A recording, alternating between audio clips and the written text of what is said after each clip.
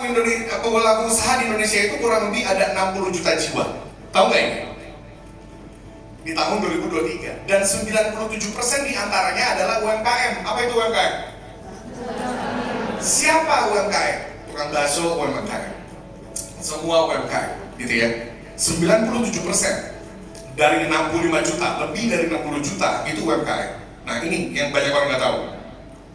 Sedangkan jumlah pelaku penjualan langsung, yaitu kita, itu 8 juta jiwa. Oke.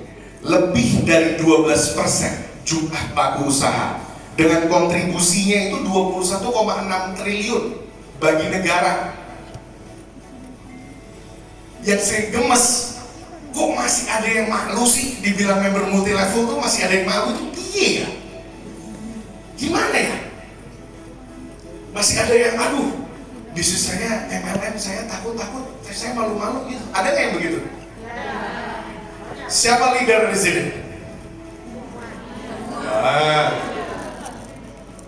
Punya downline kan? Ya. Ada nggak downline yang masih malu-malu? Ada. Ini bisnis apa? Melem. Ini bisnis cari-cari orang yang enggak. Ini bisnis jual-jual produk yang enggak. Saya kasih tahu sama Anda, teman-teman. Bisnis jaringan itu ya memang cari orang. Emang kenapa cari orang? Bisnis jaringan itu ya memang jual produk. Memang kenapa jual produk? Bang, ada MLM bang, berkembangnya cepet bang. Ada perhatikan, mereka menyampaikan kebohongan dari awal. Gak cari-cari orang, gak jual-jual produk. Itu bukan narasi promosinya. Join di kita, tidak perlu cari-cari orang, tidak perlu jual-jual produk. Pernah dengar itu nggak? Benar apa bohong? Nah, benar apa bohong? Bohong. Benar apa bohong? Bohong. Ya, coba ya serentak dulu. Benar apa bohong? Bohong. Bohong. Jadi kalau bang, kenapa ya bang? Kok kelihatannya ada multi level baru kah? Lama kah? Kenapa cepat banget masuknya? Karena narasi yang dibangun tidak jujur. Betul nggak? Betul. Nah, Anda, Bapak Ibu kalau pemain bola, insya Allah saya pemain mahal. Saya pilih-pilih klub gitu. Kayak Cristiano Ronaldo, pilih-pilih klub. Kenapa saya pilih MSI? Tidak karena di depan Pak Direktur, tidak karena di depannya Ibu Adiin, tidak karena di depan Anda semua bahkan. Ya, karena dari semua multi level yang saya tahu, yang saya pernah berinteraksi dengan mereka tidak sebagai member tapi di tingkatan membuat sistem, saya tidak pernah melihat multi level marketing yang sejatinya dia memang betul-betul menjalankan semua hal-hal yang sepatutnya ada di bisnis multi level. Saya nggak perlu jelasin konsep dasar multi level marketing. Multi level marketing itu dua orientasi utamanya: rekrutmen mitra sebagai bisnis dan menjual produk, merawat pelanggan. Multi level itu cuma dua ini. Betul nggak? Jadi kalau dibilang, Pak, saya nggak jual-jual produk. Saya ketemu orang, kamu kenapa? Dulu saya tawarin nolak, sekarang ditawarin sama dia mau. Iya, karena di sini kita nggak cari-cari orang. Betul nggak? Di sini saya nggak jual-jual produk. Nah, makanya saya bilang, yang murni multi level marketing dengan yang multi level marketing KW, hanya waktu yang nanti menjawab siapa yang bertahan lebih lama dan mesejahterakan orang lebih banyak. Jadi Bapak Ibu semua, masa depan bukan milik mereka yang bergerak lambat. Jadi kita stop diskusi tentang ini bisnis MLM. Bang, ini bisnis MLM bang, susah bang, ini orang bang. Kita lihat datanya ini aja. Ini bisnis nyumbang 20 triliun lebih ke negara. Negara kita itu mencintai, menyayangi bisnis multi level bahkan lebih daripada member MLM sendiri. Kenapa? 20 triliun bos menyumbang. Nah, kira-kira kita sebagai pelaku-pelakunya, masa kita kita nggak bangga akan itu, nggak proud akan itu. Mestinya kita yang membawa bisnis ini, kita jauh lebih semangat dari hari ini. Setuju nggak? Setuju? Nah, jadi hal-hal yang ditepis sama orang, bisnis MLM kan begini, begitu, lawan dengan edukasi. Lawan mereka dengan edukasi. Jangan kita balas menyakiti perasaan mereka. Cukup dengan Anda menampilkan apa aktivitas Anda di status WA, Anda mesti tunjukkan tanpa dia bergabung, tanpa dia beli, Anda tetap eksis. Siap gak? Karena itu adalah cara paling ampuh untuk mengganggu pikiran mereka. Betul ya? Nah, manusia itu mendasarnya kepo, guys. Ya gak sih? Nanti aku mau lihat, coba buktinya mana gitu ya. Dan kita tunjukin tanpa adanya dia sekalipun, Anda masih eksis di bisnis ini. Oke. Bapak Ibu, ya singkat padat jelas. Orang itu ada yang cepat, ada yang lambat. Ada yang speednya 120 km per jam, ada yang 50 km per jam. Bedanya apa? Yang cepat itu karena mereka mengejar sesuatu. Yang lambat karena mereka menunggu sesuatu. Nunggu apa bang? Nunggu orang nanya dulu, Messi apa sih? Nunggu orang nanya dulu, Manja Fikara masih ada. Jadi apa yang Anda tunggu?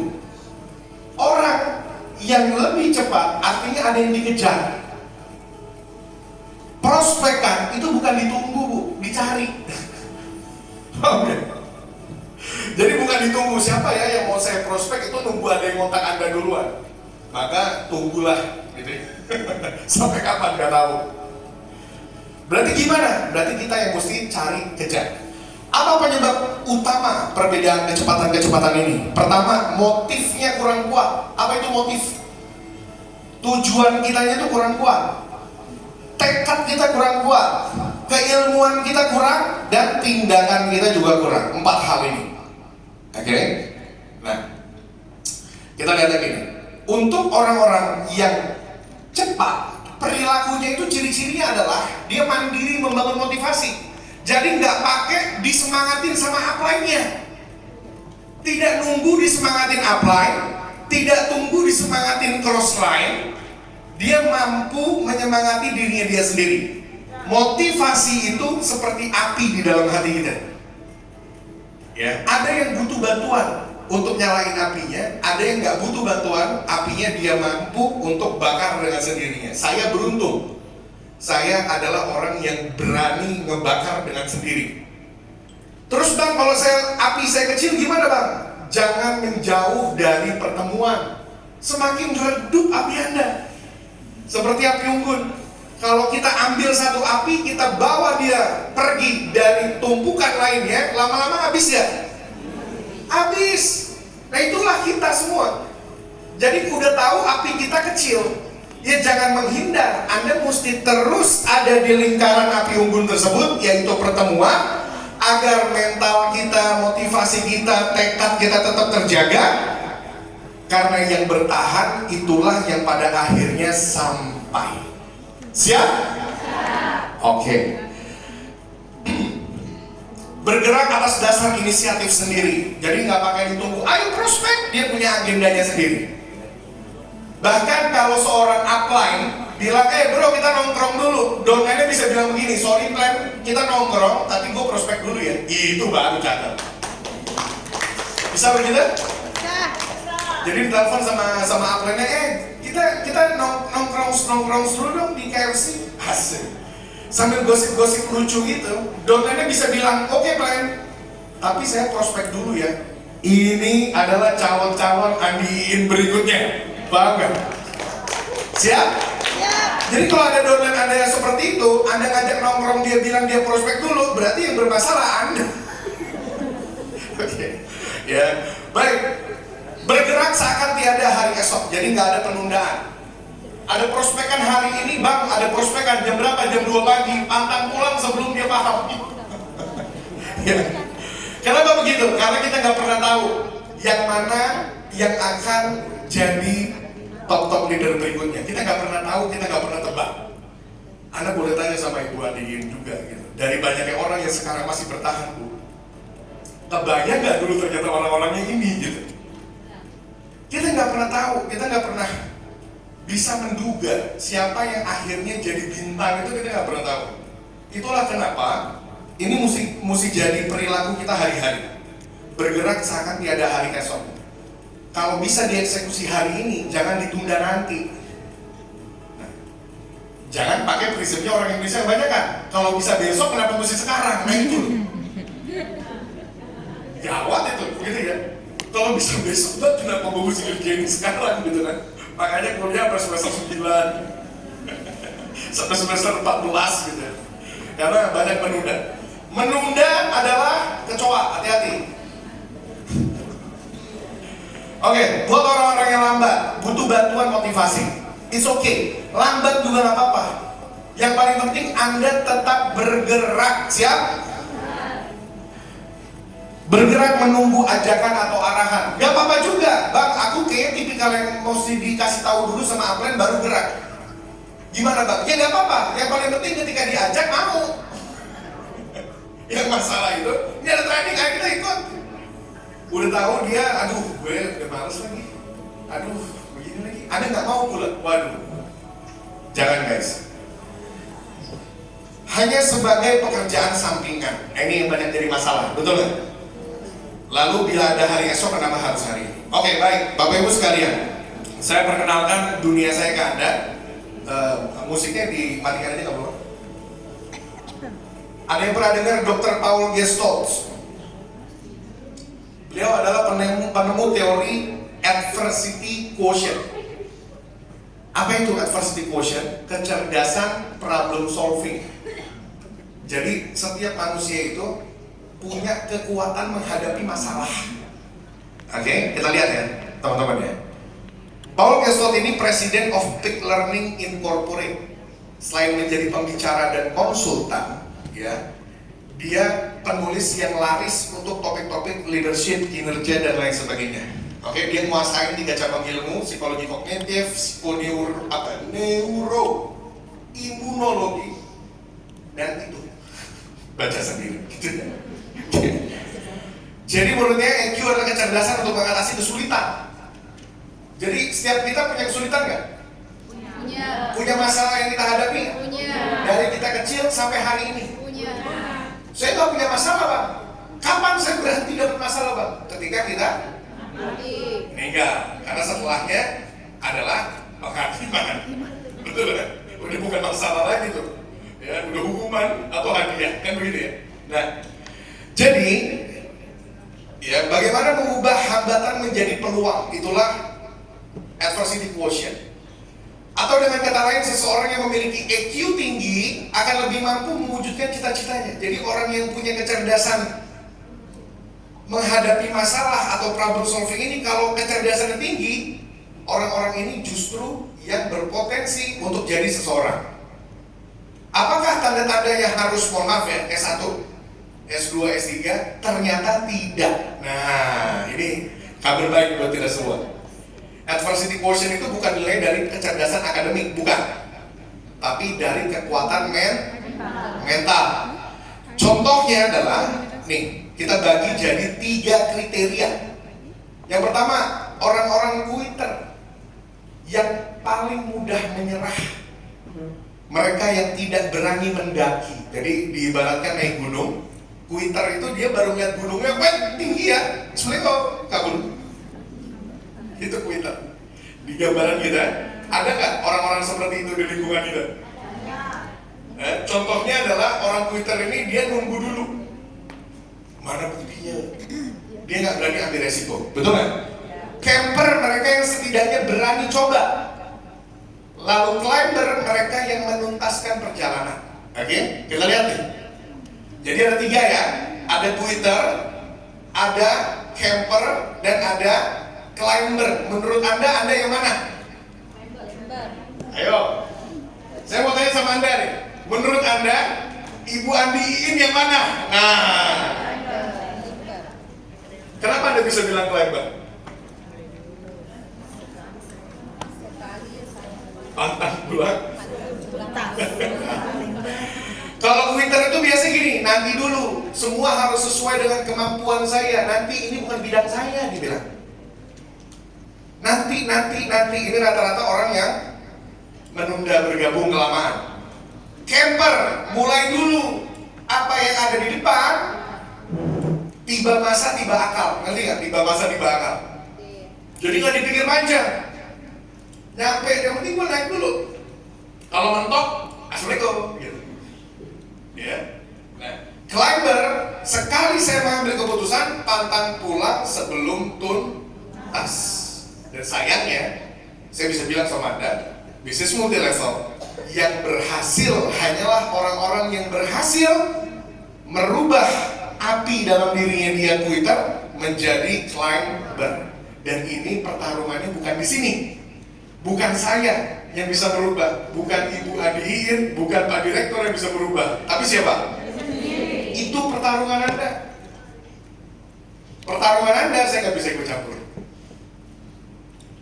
Ya, jadi siap nggak melawan diri sendiri? Oke, ini dia. Ya, Twitter itu di sini. Dia yang selalu tidak mau memberanikan diri mengambil resiko. Cenderung jarang ambil keputusan besar. Jadi jarang nih dalam hidupnya ngambil keputusan besar. Ada nggak orang-orang itu? Banyak yang akhirnya bertumpu pada mengharapkan kebaikan orang lain. Mengharapkan dicari kerja, mohon maaf ya.